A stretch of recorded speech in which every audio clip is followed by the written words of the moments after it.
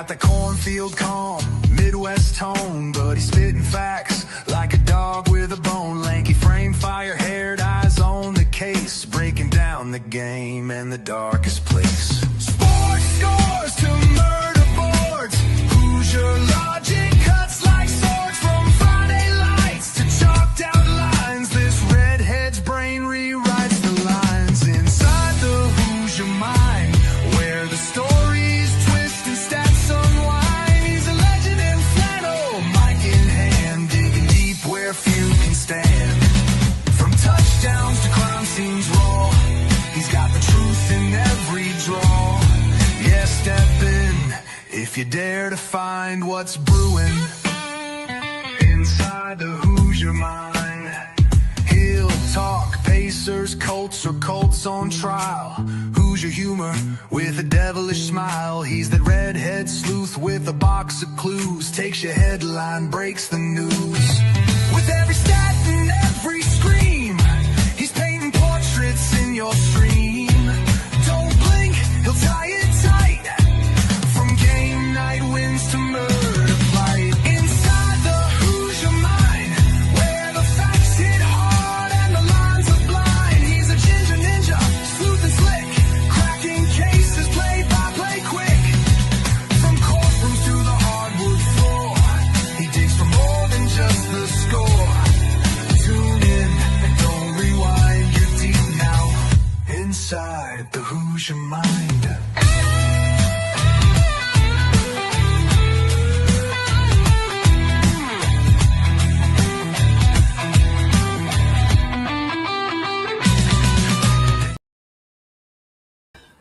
All right, what's up, everyone? Welcome into Inside the Hoosier Mind, brought to you by Military Broadcast Radio, helping give veterans a voice, as well as Gunfighter Beer Company. If you want great beer care products from a Marine in South Carolina, all of his products are natural. They're all locally sourced and all shipped out all through the U.S. Definitely check out Gunfighter Beer Co.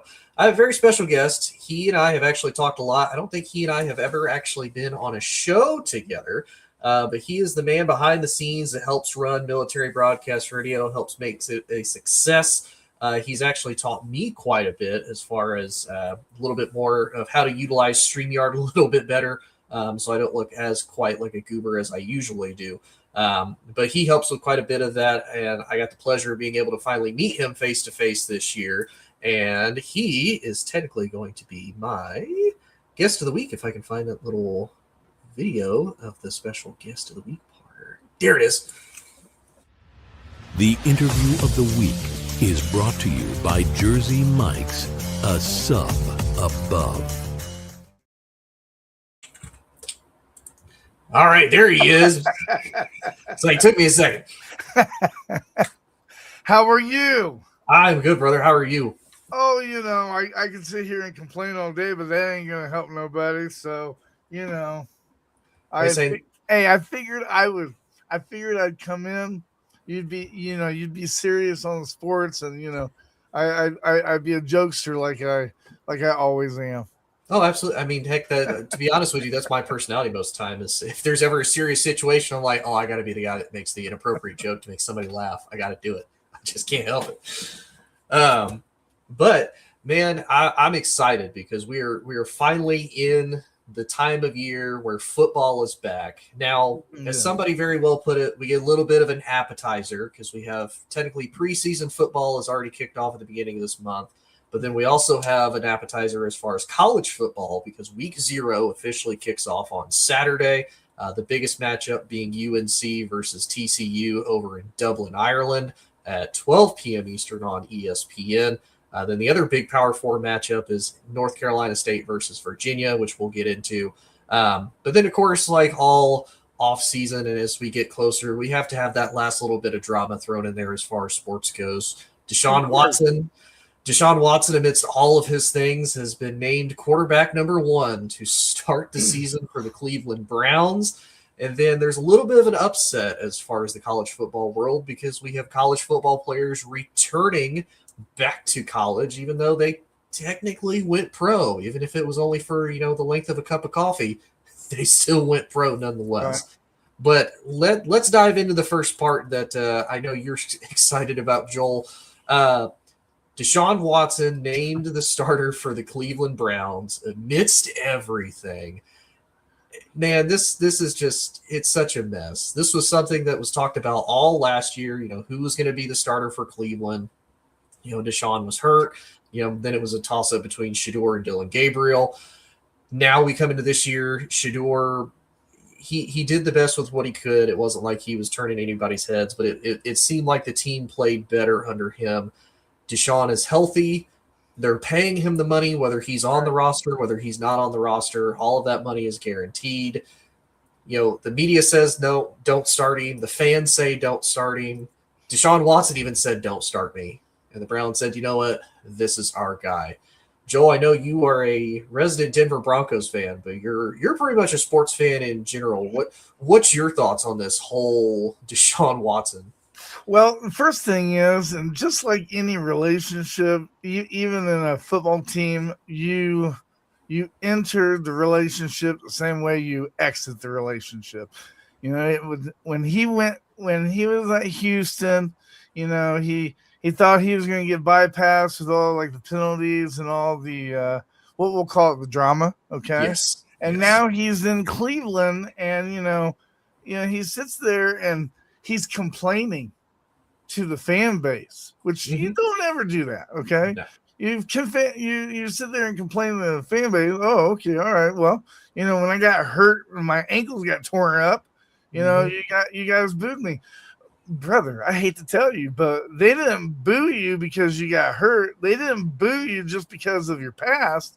They booed you because right now the way you're playing is terrible. It is terrible. It doesn't matter. It doesn't matter if you've done great in college. That doesn't translate over to the pros, and that's what people seem to fail to realize. Just because you was an all-star in college doesn't mean that it's going to reciprocate in the NFL. And we're seeing that now. We kind of saw that when Tim Tebow was playing. Hey, MJ. I know she's excited. Oh yes. Oh, now I get to hear you guys trade insults all through college. It's gonna be a great time. But I but I tell you, I do feel bad for the Cleveland Brown fans, because I do feel strongly that Baker Mayfield was really a good quarterback for them.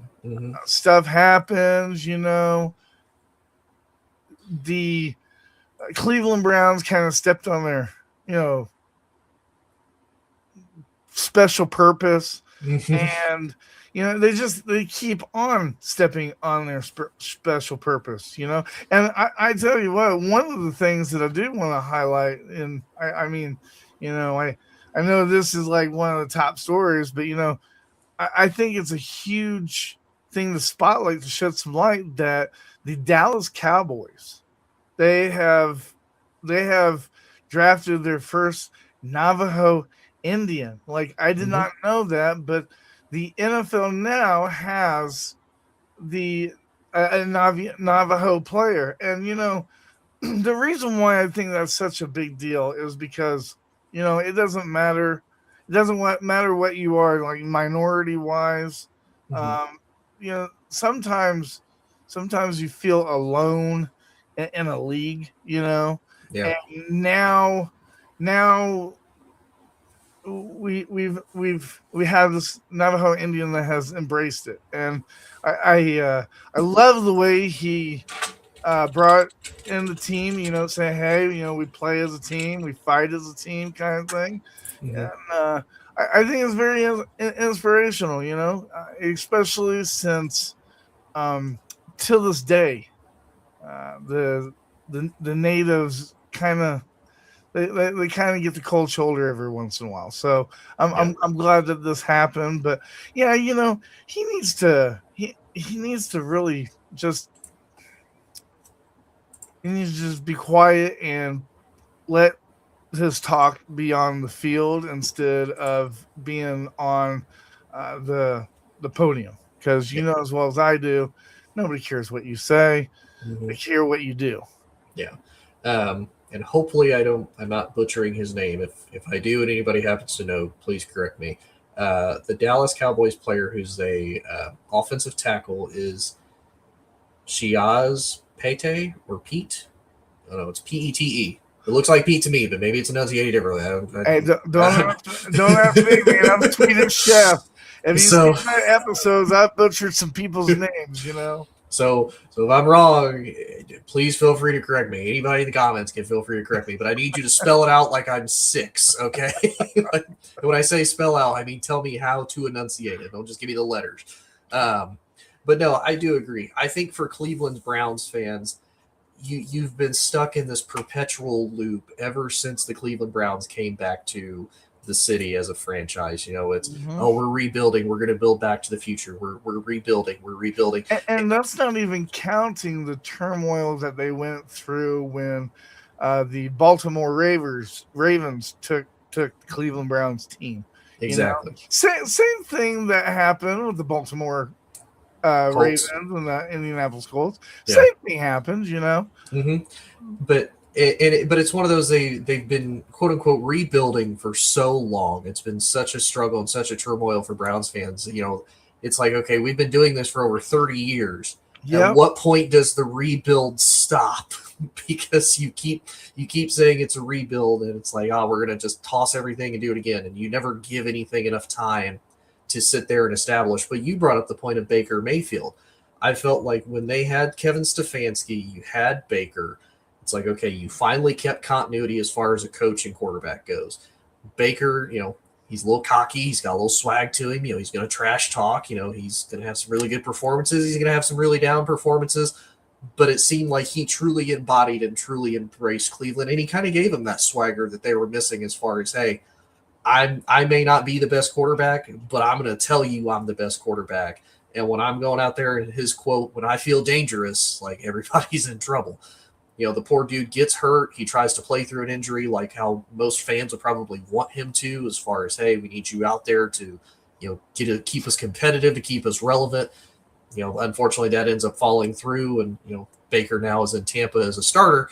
But the other issue, too, that I think Deshaun, I don't know if he realizes this or not, not only are the fans are really judging you primarily on your past, because that's all they have to go off of. Right. You've been there since 2023, if I remember correctly.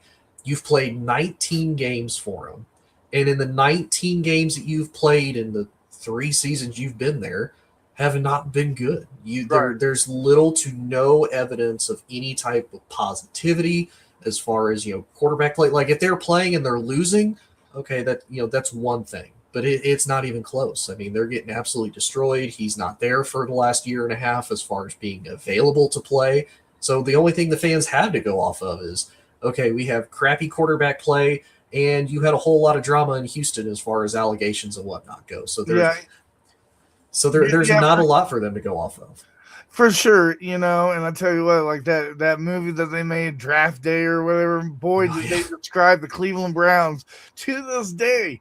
I think the Cleveland Browns, I think where they're going wrong is every time they do a draft or something, like they have to make like a showbiz pick or something, kind of like Draft Day, you know.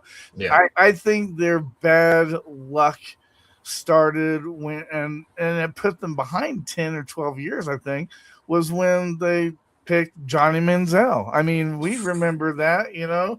That guy was waiting forever. I thought it was going to be a skull, you know. He was supposed to be like a first round, and they just waited and it's things like that, you know. Because even though teams can work together, it's really hard being in a locker room when it's a circus. It really is, you know. Yeah. Football players are no different than other people. When somebody starts getting a lot of attention and they don't feel like, you know, they're getting any attaboys or any support, well, then, you know, they're like, I hate to say that they don't guard them as much, but they don't take care of them as much if they're not taking care of them. And we saw that in the NFL. I mean, hell, you're a Colts fan. You saw that with Andrew Luck. You know, Andrew Luck could have been great, but the ownership, the manager, the leaders, they kind of ruined that. They really did. Yeah, and it was funny. I don't know if you've seen it or if you ever want to take. I think it's about a 5-minute clip. The interview itself, I think, is like 2 hours. Eric Ebron, one of the former tight ends for the Colts, is in it, and he's being interviewed by several other players. I think a Titans player and a couple others. He actually talked about his last year in Indy and his last year with Luck, and he's like, Luck and I are both in there. We're both hurt, like we're both rehabbing. He's like, we're going through practices and, we're just getting absolutely crushed offensive and defensively. He goes, but then Luck comes in. He goes, man, he comes in for a drive. He goes, that's my quarterback. Everybody's hyped.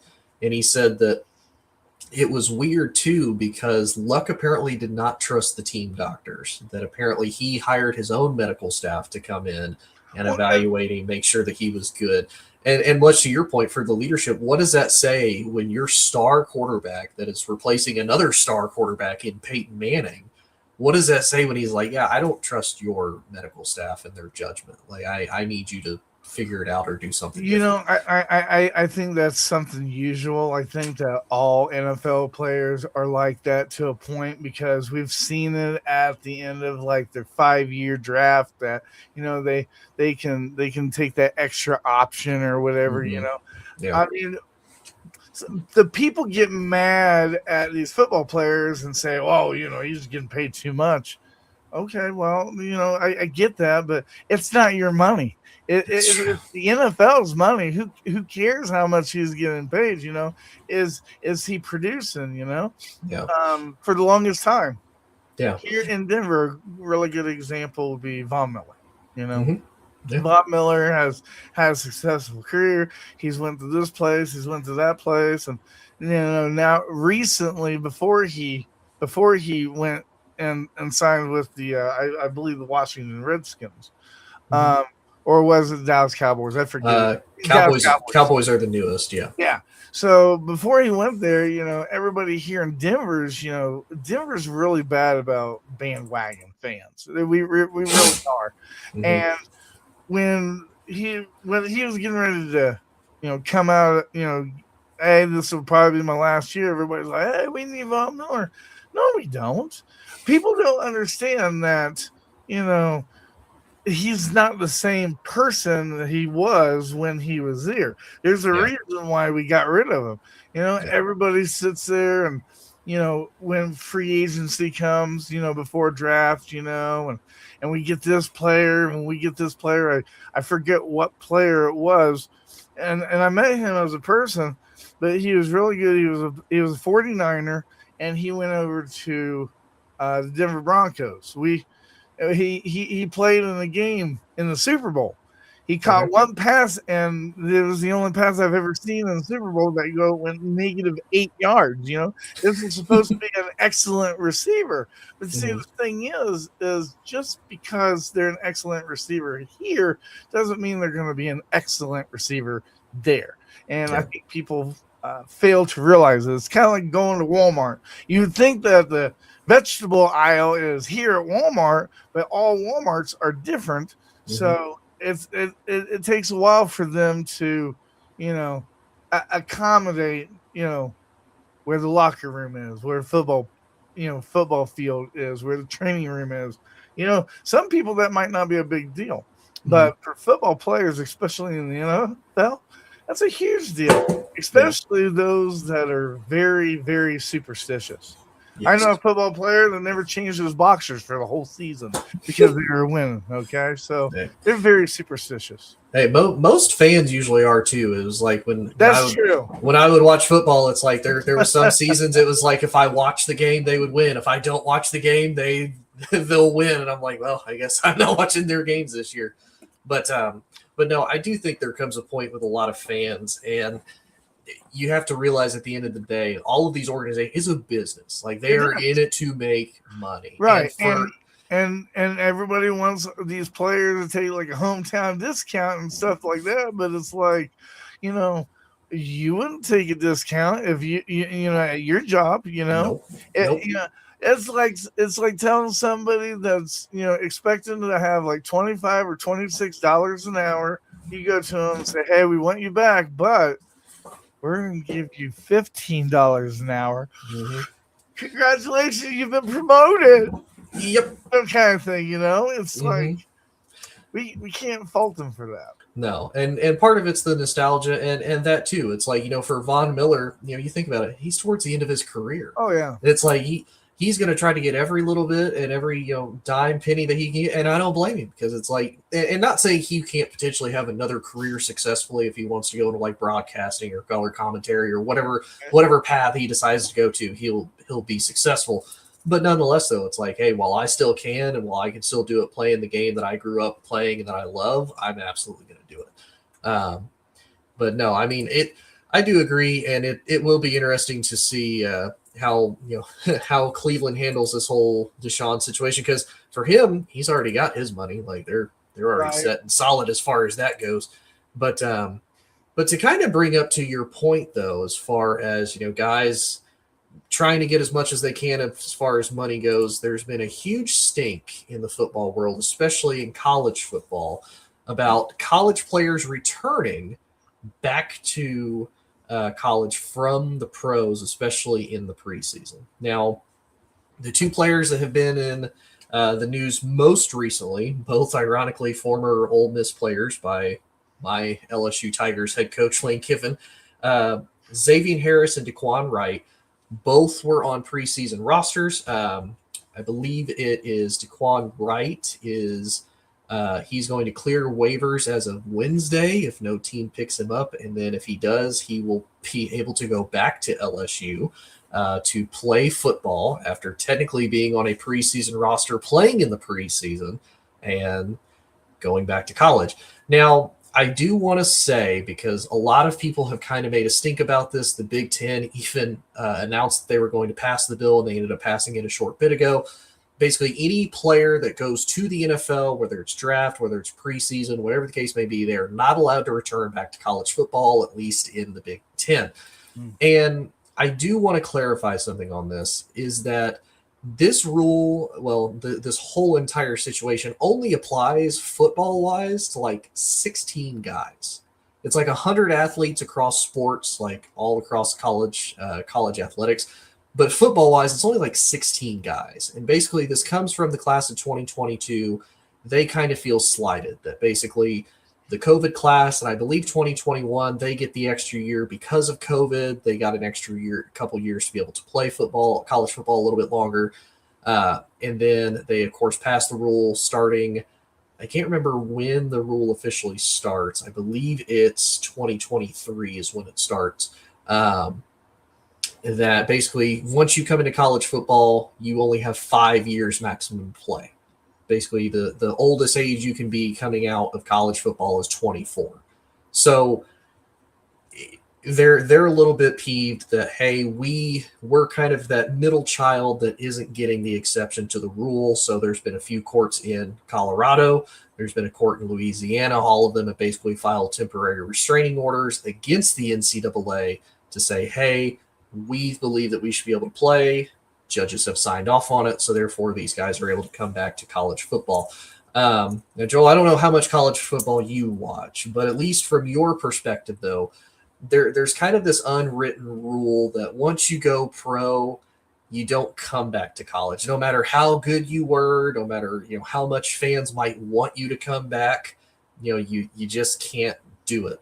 I agree with that. I agree with that. I also agree that and I know that people are going to come at me in the comments about this, but I also do agree that Fridays for high school, Saturdays for college, and Sundays for NFL football. Now, I'm just like any other fan. I love football. I do. I love football.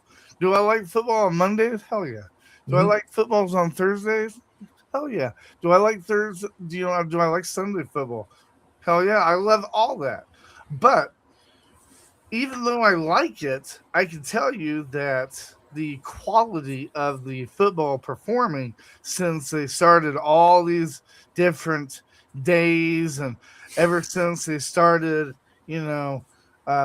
flying into England and doing all these games and stuff, like I find the quality of football very lacking. Like I don't see I don't want to say the hard hits, but like I don't see the motivation. I don't see the running. I don't see the just going at it, I don't see that anymore.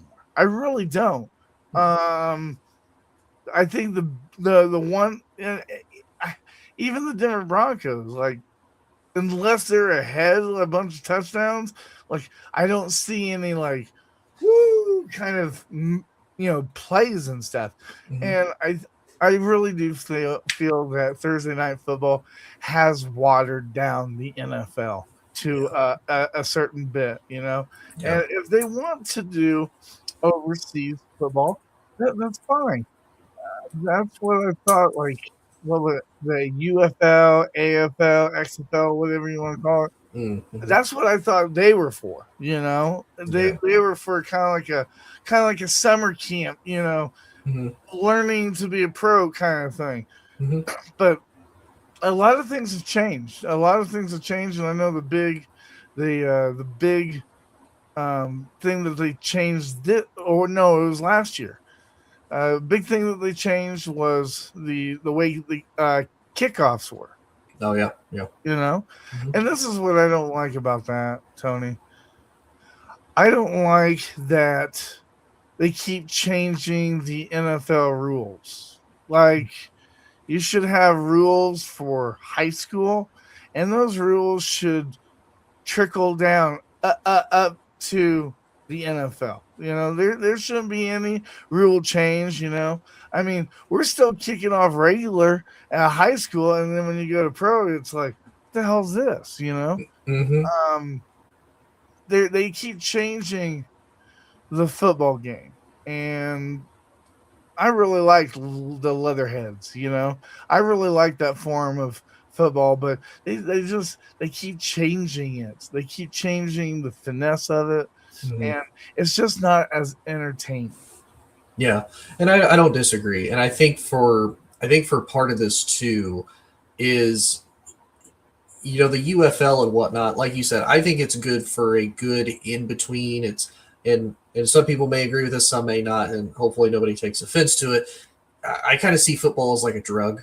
Like, and you got to get your fix. So it's like you have your fix from basically the end of August, beginning of September, all the way through February when the Super Bowl ends. And then it's like you're sitting there and you get a couple weeks off, like, okay, I'm off. And then into February, beginning of March comes, it's like, damn, I miss football. Kind of really want football back. And maybe you can kind of get it soothed a little bit through, March Madness and the NCAA tournament. And then it's like, okay, after that, it's like, oh crap, I got to have my fix. Like now what? So then they make the UFL for spring football. And, like you said, the quality just isn't there as much because it's, a bunch of guys that they finished college. Maybe they weren't necessarily great for an NFL roster. Maybe they weren't able to make an NFL roster. So this is kind of a chance for them to have a second opportunity to maybe make a professional roster again, moving forward. But I will say too, you talked about how the NFL has changed as far as the rules with kickoff and whatnot. That's what a lot of people are aggravated with college football right now, and especially like this situation where you have guys that, and I'll be honest, I'm a little bit more for this specific situation in them coming back to college football. And the reason being is just to make it easier as far as timeline, and obviously there's little stuff in between there. Most of these guys last played football January time frame, and they're not technically playing football again until beginning of August. Now, obviously, there's rookie mini camps, there's training camps, there's all that in between there.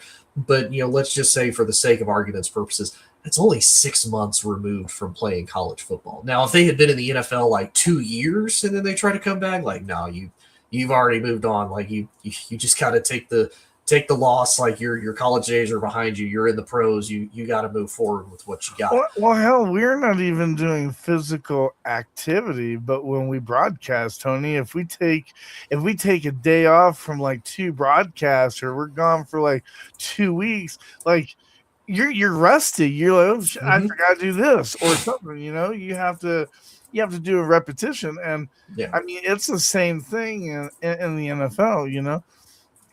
I don't really have an opinion on once they go to the NFL, they can come back to college. I don't have a real opinion on it because, like that's assuming this isn't going to work or this can't work. And we don't want to assume. We want to know. So the only way you're going to find out is if you test it. Kind of like they was. I think last year they finally tested in college to where the players would get stipends off of like the ticket sales and stuff. It was starting that last year, and I mean, don't knock it until you try it, so it might work.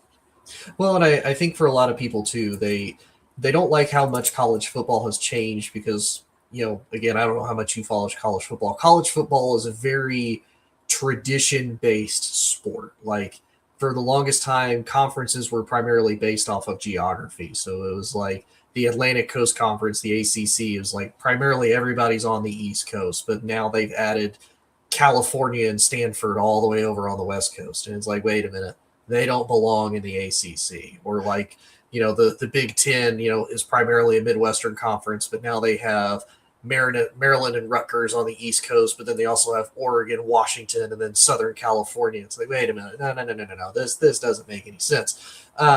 So for them, when they see guys leave and then it's like they get to come back, people are kind of up in arms about it. And like I said, it's only for a small number of players, and everybody's kind of freaking out that it's the end of the world. And don't get it twisted. There are still a lot of issues in college football that need to be addressed and fixed as far as, it's just a wild west as far as whoever has the most money to spend on buying players can basically do it.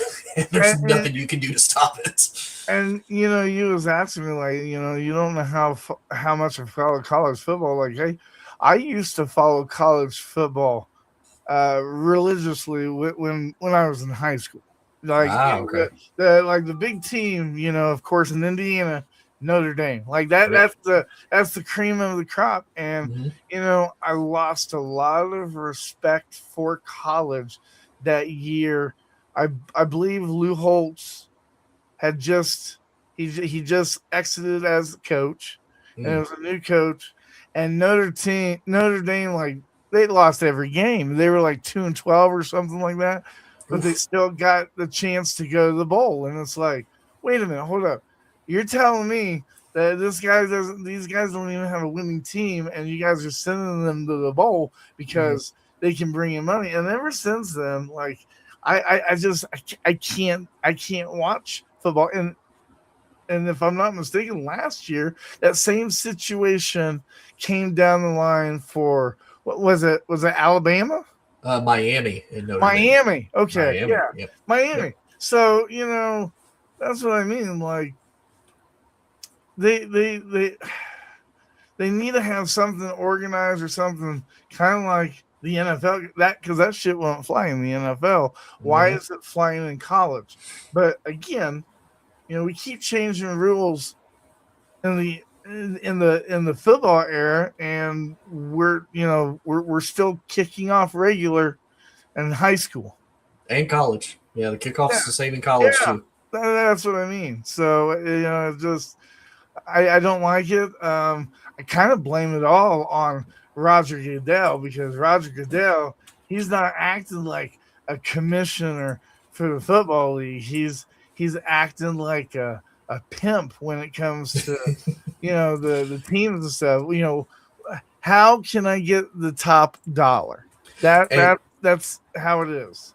And apparently that is the primary reason. So apparently he got another raise, and I heard recently, I think the math of what he's making is like $70 million a year of a raise that he got from the owners, because basically like every single year since he's taken over, their profits have just continued to grow and grow and grow as far as margins go.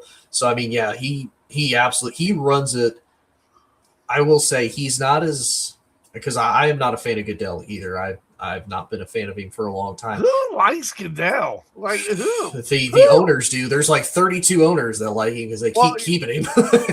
Yeah, the owners are gonna like him because they put money in his pocket, but like nobody else is. Nobody else likes him, you know. Because he came into the league, the league was, in a turmoil. They had disciplinary issues, so he came in to basically be the big bad sheriff that was going to clean everything up. But there was so much inconsistencies and stuff that was punished on guys, and it's like, is it really that deep, or are you just wanting to basically, whip your junk out on the table and say I'm the big dog in the room? And now, it's like he doesn't do that as much anymore. And now it's just, hey, I'm in the money making business. Like you pointed out, as far as, hey, let's have a game. Again, Monday Night Football, it's a classic. Love Monday Night Football. Same, right. All day Sunday, from 12 o'clock Eastern all the way to, like midnight, basically, when Sunday Night Football comes to an end. It's like that. That's 12 hours of football, and it's beautiful.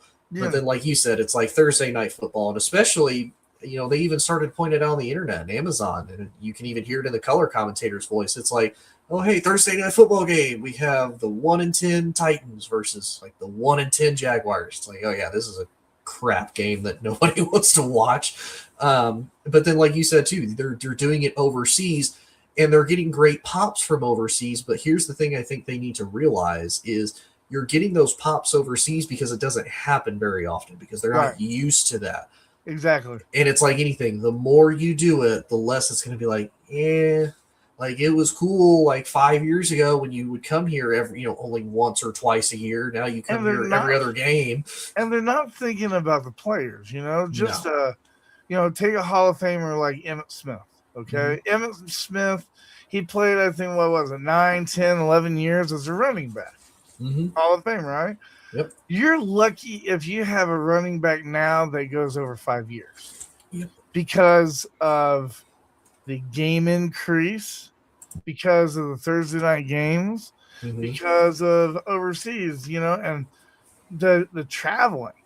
Yeah. The traveling, it makes a big deal. Let me tell you, any football fans that are watching, whenever you see a team going against another team, like, automatically put it at 50%, because there's a good chance that home team is going to win the game, because they don't have to do any traveling. Mm-hmm. They don't have to go through any like superstitious. In fact, true story. Matt Prater was a kicker for the Denver Broncos for the longest time. Yep. And Matt Prater, I was good friends with him. And he was a fan of the Hawk. In fact, like when game time came, his parents would always call him and say, "Hey, you're gonna have a good game. We just saw a Hawk."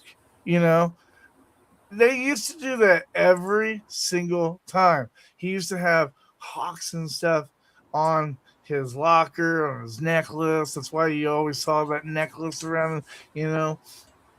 He was very superstitious when it came to hawks. Mm-hmm. And he's not the only football player. A lot of them are like that. Mm-hmm. But yeah, it's just so it is weird though. It's weird what fans do as far as superstitions, even like you said, what football players do as far as how they take care of themselves, how they prepare. But it is also interesting too. Somebody brought up the point. I think it was Brady Quinn, maybe on his show on Fox Sports Radio. They brought up the point that you have a new entire breed of athletes that these guys are 6'5", they're like 235, 240, and they're running track meet numbers of like ultimate track Olympians of 4.4s, 4.3s, and it's like, holy moly, a dude that size and that speed should not be moving at that kind of a pace. Right. But it's also, and you've watched football a little bit longer than I have, not to date you or anything like that, but it does seem like, to an extent, the quality of football player has kind of gone down, because when these guys are healthy, they are some of the best athletes out there as far as the numbers that they're able to put up and what they're able to produce. But like you said, how many times do you see a running back now that can make it 12 years in the league and still be productive? Oh, I know. I know. I mean, you look at somebody like Ezekiel Elliott, who he was hot coming out of college, and he was hot his first few years in the NFL. But if you look at his statistics, it's like every single year his yards per carry would start to go down, into a point where it's like, hey, you're barely getting 2 to 3 yards a carry whenever you run. And it's like, look at CJ Anderson. Like, that kid could run, but I mean, let's face it, he only really lasted 3 years. Yeah.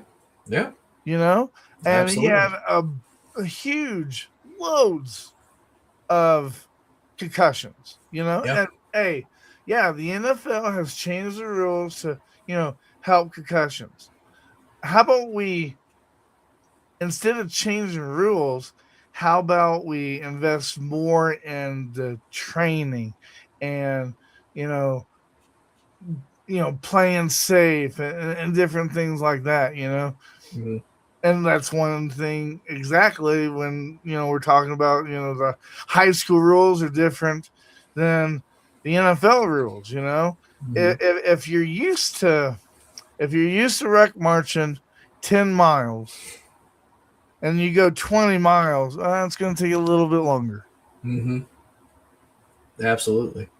So, yeah, like I said, it's one of those. I always enjoy football. I'm excited to see, ultimately what comes of this season, especially the NFL, because I feel like, honestly, the NFL is more wide open now than what I feel like it has been in a very, very long time.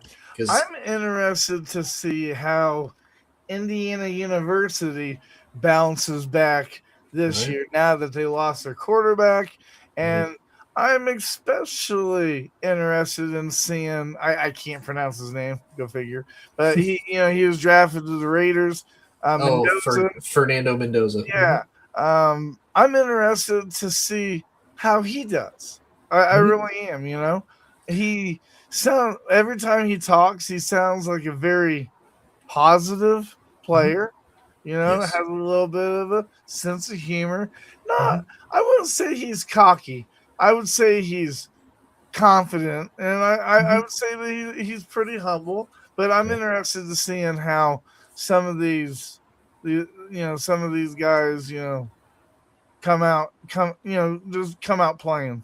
Yeah, he's also one I want to see how he does, because this will also be our first true insight to what does the success of Tom Brady look like post NFL. Like, we already see him announcing, games on Fox as a color commentator, but now that he's a partial owner of the Raiders, how much of a hand did he have in picking Fernando, and then how much of a hand does he have now as a partial owner of, hey, this is the tips and tricks I'm going to give you of what I did when I was playing. Like, this is how you need to do this. This is how, this is going to kind of be the first chance to see how does Brady move into that role of basically what Bill Belichick did for so many years of, I'm going to find a guy, we're going to plug him into this system, and we're going to make it work. Because, as we've started to learn now, it was a whole lot more of Tom making it work on the field than it was just Bill Belichick,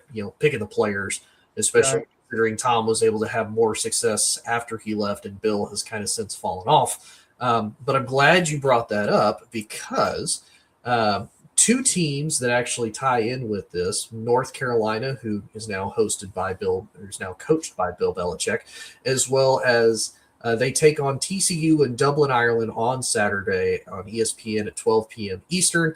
Their former quarterback is now the quarterback at Indiana, and Josh Hoover. There's potentially a whole lot of upside there. He's very athletic. He's actually a little bit more athletic than what Fernando Mendoza was. But the matchup overall, and Joel, you can give me your thoughts as far as how you think this is ultimately going to go.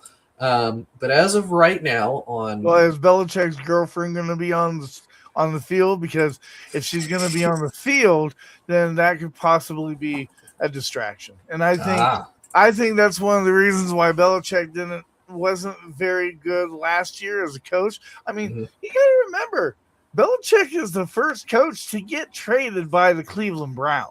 Okay, so he isn't the greatest he isn't the greatest coach in the world. It was a great combination of him and Brady and Bledsoe. Because remember, Brady took Bledsoe's position. Okay, Patriots didn't really suffer a quarterback loss like they have recently. Yeah. But I think Belichick is a really good coach. But I do think that it doesn't take much to be a distraction. Yeah. We saw that during all the different scandals in New England, especially the Deflategate. Deflategate, yep. Yeah. And the Spygate. Yeah. And it's funny too, because North Carolina has had distractions, this offseason, because their general manager had to step down. And, it's believed that he was one of the biggest parts in hiring Bill Belichick. And now it just seems like all of North Carolina's coaching staff is this, nepotism-filled coaching tree of basically every one of Bill Belichick's previous, coworkers or people that he liked has followed him there to North Carolina. And it's just kind of like he's trying to, ride out his glory days still being a coach. But it's been an absolute disaster. I mean, it's obviously he can't recruit well. He can't utilize the transfer portal well. I mean, there was all that hype last year, and they got absolutely blown out. I'm telling you, it's a distraction. Now, hey, look, I've been married for 15 years. I enjoy it. I love it. Nothing's hurt me. But it seems like whenever football players or coaches, whenever they get into a relationship or they get married or anything like that, their production drops. And there's a reason for that. Their production drops because in high school, Tony, remember in high school, if we were serious about sports in our senior or junior year, we dropped down from 3 sports to 1 sport because we was trying to get that college ticket, right? Mm-hmm. Nothing's changed. So usually, like for example, Bo Nix. Mm-hmm. I like Bo Nix. Okay, mm-hmm. He had a good year last year, right? Yeah. That was his rookie year. Okay, mm-hmm. Now that his surgery and all that stuff is done, I'm kind of scared because usually what happens is these players, they do really good the first year, or they do, somewhat okay the first year, and then they do better the second year, and then after that, after they get the aroma, the atmosphere, the smell, everything, they change. Mm-hmm. They always change. So it's going to be interesting to see how Bo Nix, reflects his season. Like there was a huge uproar here in Denver because, our first game, we were like up like 27 to blah, blah, blah. And it's like, you guys, settle down. It's preseason. Yeah. Half those dudes aren't even going to be on the roster by the time the first week comes around. People need to understand that, when we play preseason, usually the first half is always like the first starters. And then the second half is the backups. Yeah. And then the thirds is the thirds. And then third and fourth quarter is usually scrubs. Those are the ones that are on the bubble trying to fight to get a roster spot. Mm-hmm. So preseason, yeah, great. I love it. Football, awesome. Football is definitely better than watching Chicago Fire or Chicago PD any day, okay? But we have to also understand that it's preseason, and we're not seeing everything. We're not seeing everything. We're not seeing the moves, And, I hate to tell you this, but look, as a Denver Bronco fan, I can tell you that however they were last year, don't expect them to be like much better the following year. It is what it is, and I didn't see Denver Broncos make very many like huge trades or drafts this year. I didn't see anything that really like spoke out. So I do believe that the Broncos will make it past the postseason if Bo Nix doesn't get hurt. But I am very worried about his ankle. Hell, he hadn't even got on the field and he had 3 ankle surgeries. I don't care if they were little. I don't care if they were just cleanup. It's still an issue. Yeah, and it's still something that your body has to recover from, especially in a high active sport and a high, I'm trying to think of the right word and I just can't think of it off the top of my head. A championship level and just a high impact as well, high impact sport such as football. But I am excited to see because he is going into his 3rd season now. He had a great, sophomore season technically last year under Sean Payton. I do wonder what that relationship looks like because there's a little bit of the back and forth of Sean's like, oh, his ankle's not ready, and Bo Nix is like, no, it's fine, and the kind of the argument back and forth. Sean Payton's a prick. I mean, he's thrown this kid under the bus. I don't know how many times. So trust me, they might be on the same page, but they're not the same idealistic. Yeah, there's parts where I think that Sean Payton wishes that he never drafted him because of this whole ankle issue, and he kind of said that out in public during a media conference. And sometimes it's best to keep your mouth shut. Like I say, sometimes in the world, everybody's like a Denver Bronco. We tell people what they want to hear. We don't exactly tell them the truth. Yeah, and it is kind of sad too because Bo Nix, he was really good, especially when he was at Auburn. For as bad as Auburn was, like he made Auburn relevant, and then he did wonders at Oregon. So I mean, I thought it was a great pickup, and he's older. He picked up the system really well. Obviously, they got Jalen Waddle from the Dolphins, so that gives them a true number 1 receiver for him to be able to work with. And you're right, they did manage to bring most everybody back on both sides of the ball. Now, like you said, that doesn't immediately mean that they're going to replicate the same success that they had. It's one of those football and really sports in general. Any given day that you're playing an opponent can happen, especially like in a professional sport where you've got 32 teams and these are supposed to be the best of the best guys playing football currently in the world. And yeah, any given day, somebody could come in, even if they're 0-10, they could come in, hit you in the mouth, and next thing you know, you're losing to the team that's already lost 10 games. Yep, and NFL players are they're not what's the word I'm life be life and for NFL players too, and watch that. I forget who it was, but there was that one time he wasn't playing very good. Well, hell, he wasn't playing very good. Oh, Demetrius Thomas. Remember Demetrius Thomas? Oh, Demetrius Thomas?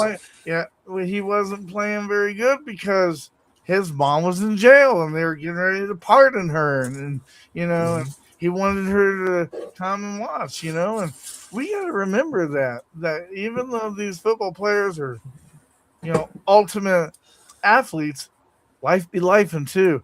So make sure that you kind of watch the drama box also when it comes to Sunday, especially when you're picking your fantasy draft team. And I have to remind you that I think HG, I think till the final timeout, I think they're going to do an NFL draft thing this year. So you'll want to grab onto that. Okay. But yeah, and I know it's probably a little bit dated for maybe some of the potential younger viewers, but when I believe it was a Monday Night Football game, Brett Favre lost his dad. I think he lit up the Raiders. There was like 6 touchdowns that night. So I mean, it's the Raiders. Yeah, it's true. It is the Raiders, but still. The Raiders are almost as bad as the Denver Broncos, to where we could be better than the other team, and like we play to their level. Yeah. I mean, the Raiders and the Broncos, they're the same. They're the same team. They both play to their opponent's level. Yeah, they play down to their opponents, unfortunately. Yeah. But real quick, though, as far if you had to make a pick, so as of right now, North Carolina versus TCU, according to ESPN odds, they have TCU at -7.5, so they're a little over a touchdown favorite to beat North Carolina. According to the predictor, they have TCU winning by 51.5%. Is their prediction over North Carolina? Well, again, I gotta go back to, if Belichick still has that girlfriend of his, and she's gonna be at the game, I wouldn't expect anything different. I think it's gonna be the same as last year, especially if I don't pay attention to upperclassmen who how they did last year compared to how they did this year. But if it's one of those things, if a duck quacks, chances are it's still a duck. So I wouldn't expect anything great or big. I mean, we saw that with the Colorado Buffaloes when Deion Sanders was here, and his kids were a part of the team. They were really good, and then that next year, so you gotta keep that in mind. Yeah. And then the next big game, I mean, there's some other games, but this is the next big one that kind of matters. We have North Carolina State going to Virginia. So luckily it's still here in the States, so it's not too far. It's just up in Charlottesville. As of now, ESPN has University of Virginia. They are -5.5 point favorites, and ESPN has them as a 68% chance of winning over NC State. If you had to pick, who would you pick to probably win that game? So before I pick, I have one question, Tony, because again, I don't really follow a whole lot of college football. Mm-hmm. When we're talking about Virginia State, are we talking about the Virginia State that has the big, like the AC/DC song coming on and the crowd really gets into it? Nope, that's Virginia Tech. Virginia Tech. Okay. All right. Because I was going to say, if they're going against Virginia Tech, they're screwed, because that's a lot. That's a lot of hoopla to fight. Yeah.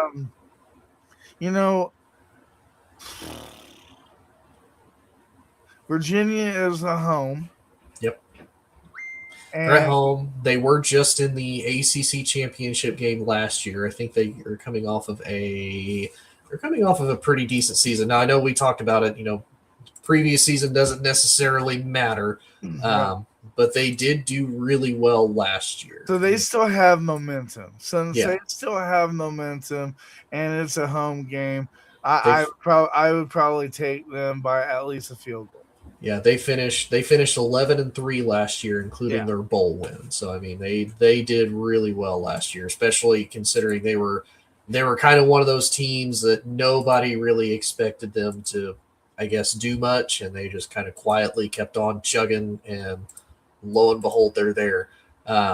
Now, NC State also didn't do bad last year, including their bowl win. They finished 8-5, so they were kind of middle of the pack. They did get a win against Virginia last year. They were one of the few teams that beat them. They beat them 35-31. Yeah. Now, obviously, last year's game doesn't matter because North Carolina State was hosting them, and obviously everybody had different players. But they did get a win against them last year. Okay. So with that in mind, I would agree with you. I think Virginia would take it just because they have the momentum from last year. Yeah, I think so. And I believe, if I remember, they did actually get a really good quarterback in the draft, or not the draft, the transfer portal, in Bo Pribula. He played for Mizzou last year. Actually had a really good season up until getting hurt. So they have an experienced guy who's been around the league for a little bit, been in a few different systems. So I think they kind of have the edge as far as the quarterback battle goes. And NC State lost a few big guys to the transfer portal, primarily to Texas. So they might be hurting a little bit as far as that goes. Okay. But nonetheless, though, brother, that is it. That's all I got for today. I appreciate you joining me and talking some ball with me, man. It's one of those Hey, we've been talking about this forever. I know, no problem, no problem at all. And I'm not gonna do a cheap shot on the Indianapolis Colts, even though I think I'm the only Hoosier in the world that I support the Pacers. Mm-hmm. I just don't support the Indianapolis Colts. I do not like the owner. Terrible character. Even after he passed, I don't like them. But my question to you is, what are your thoughts on the Colts? You think this is going to be a good season? Because if I'm not mistaken, you guys' schedule this year it's a little bit weaker compared to last year. It's a little weaker. It's one of those. I look at it and it's kind of the same issue is what does the quarterback situation look like? Daniel Jones is also coming off of a major injury. Obviously, you could tell once you basically stopped the Colts from being able to run the ball with Jonathan Taylor, and Daniel Jones had to be a quarterback for more than 5 seconds. We got to see the old Danny Dimes from the New York Giants days and why he was eventually released from the Giants as a result of it. And then, of course, the backup situation. Is it Anthony Richardson? He's been demoted to quarterback 3 behind Riley Leonard, but there's been a lot of people upset that Riley Leonard has looked terrible in the preseason. But as you pointed out, it's preseason. How much of that truly matters? So that's a mess. And I'll be honest, too. I think I speak for most Colts fans when I say the day that the GM, Chris Ballard, gets fired, there will be probably a parade in Indianapolis because he's been the GM for like the last 10 years. Yeah. He hasn't made it to the playoffs. He hasn't won a playoff game. Like, it has been an absolute disaster with it. And how he's managed to still make it through, I think, like 3 coaching changes and he's still not fired. It's like, he's a cockroach. He is, dude. It's funny you say that. So earlier, when because I listened to like Brady Quinn and LeVar Arrington as I'm driving into work, and LeVar brought it up about. He said, "Man, there's always that one coach on the team. It's like he manages to make it through like 3 or 4 coaching staffs. It's like, dude, how do you do? You are the roach. Like you are the roach of the coaching staff. Right through all the nuclear fallout, you still just come scurrying out like, hey guys, I'm still here." That's Chris Ballard. Like, I don't know how you managed to keep getting out of this unscathed. Yeah, so if anybody's wondering, we're not making fun of anybody. We're just stating when somebody says that a person's a cockroach, that means that they've been in that position, in that area for so long, and it just even with like unbelievable coaching changes, owner changes that the Indianapolis Colts have done in the last 5 years, like he's still there, Still there. He's still there. They were having trouble with him and with Chuck Strong, So, I mean, it's just crazy how he's still there. You guys lost Andrew Luck, and he's still there. So that's he's still there. Nuts. It is. It's absolutely nuts. It's one of those. I'm kind of upset that I have to use the term cockroach on him because part of me wants to use the term like foreskin, where he disappears when things get hard. But I don't know if that necessarily counts in his case or not. But it's one of those. It's like, man, I hope it does, so I can just use it at least once, at least once. And remember that the 9 times out of 10, the manager doesn't really know how to play football. The manager just knows how to pick and stuff like that.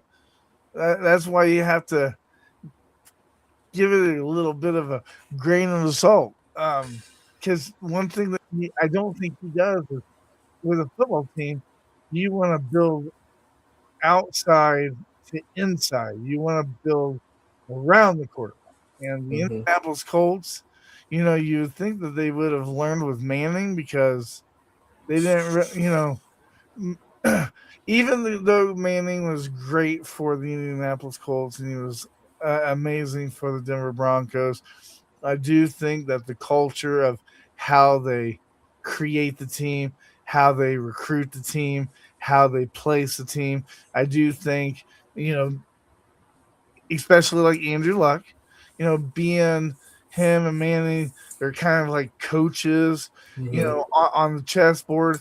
That's great. But just remember, when they're gone, that hole's there. Yep. And I think Cincinnati is going to be the next team that has to deal with that, because Joe Burrow has been that guy for them as far as, hey, like he begged them to go get Jamar Chase, his former teammate from my LSU Tigers in his national championship win. He's like, hey, go get my guy. He is the best wide receiver. You won't regret it. And sure enough, it comes to be true. But every time he's like, hey, I need you to get this. No, we don't want to do that. And he pointed out, it's like basically it's this year or bust. And I think Cincinnati, and it's funny because Cincinnati is run very similar as far as, we don't really want to do that. And it's like, okay, well, you're going to waste another generational talent that could take you to greatness and make you great. And you're going to absolutely flounder it because you're either pride, you believe that you're smarter than he is, or you just don't want to listen, or you just don't want to fork up the extra money. Or he's uncoachable. Or he's uncoachable. So it is weird to see, you would think a guy that you're like, you know what, we're going to trust you enough to pay you a crap ton of money. You would think if you have an investment like that, you might want to listen to your investment of like, we paid him a ton of money. Maybe we should hear what this guy wants. If he's our star worker, maybe we should listen to who our star worker wants to work with instead of, no, we think this will work for you. No. But I think that's why, and I even use this on I probably use this when I shouldn't have, on a more higher status coworker at my job now. She kind of did one of those where she came in and she's making all these suggestions. I'm like, you haven't even been here to see this. And it's funny because she was also a retired colonel. I said, one of my favorite people I used to ever work with was the Secretary of Defense, James Mattis. And, he retired as a 4-star. I said, but do you know what his nickname was when he was in? She goes, I don't know what. I said, it was Chaos. You know why it was Chaos? She goes, no. I said, it was an acronym for Colonel always has another outstanding solution. And that reminds me of Iraq. Every time a squad leader farted, he was like, keep on talking, sir. We'll find you. Yep. and it was so funny after I told her about the call sign Chaos and what it stood for. I got talked to about that not too long after. I'm like, hey, that's the most intelligent, professional way I could basically say you're an idiot. Right? In the most respectful way at the same time. But Joel, brother, it has been a blast as always. Appreciate talking to you. Appreciate you joining me. Definitely check out Joel. He like I said, he is the man behind the scenes as far as making military broadcast radio go. He took this, he helped take this dream on and has since amplified it. MBR is such a cool thing. When I first applied and talked to Joel and he got to hear me, he's like, man, you just got something about you. You already had a lot of the core basics and fundamentals. And he's just continuing to make me better. He's continuing to make all the veterans here at MBR better as far as being able to tell their stories, being able to host podcasts and whatnot. So if you want to learn more about that, definitely check out mbradio.us. You can find other great veteran hosts. You can find Joel because he hops in and out of everywhere. And obviously he helps veterans pretty much with everything that we do, our backgrounds, intros, overlays, all of that stuff. He's helped have a hand in that. So definitely check them out. And then, of course, also check out Gunfighter Beard Co. because if you want a great beard, if you want great beard care products, smell good, and it's all natural. Plus, kind of the cool thing about beard care stuff, too, like if you're ever sunburned and you're like, man, I am just peeling constantly, and you keep trying to get aloe and it gets sticky and it gets built up, use a little bit of beard oil, changes the entire world because it keeps that dry skin moisturized, keeps it better. Same with the beard butter. You can melt that down, just with the hands on your heat from your hands. Roll that on there. Use a little bit of moisturizer. And again, you smell good. So definitely check him out. He's a Marine in South Carolina. Great dude. But appreciate everybody tuning in. And we will see you next week as college football's back. And then shortly after, the NFL is going to be back too. So we will see y'all later. Thank you, Tony. Thank you, sir. Hi, I'm Beaker with Military Broadcast Radio TV. We're your virtual MWR, bringing veterans radio, podcasts, gaming, animation, 3D printing, and a community that never leaves you behind. Download our Roku or mobile app today. got wisdom to share if you listen this week. So pull up a chair and stay for a spell. We're heading down a trail where good stories dwell. It started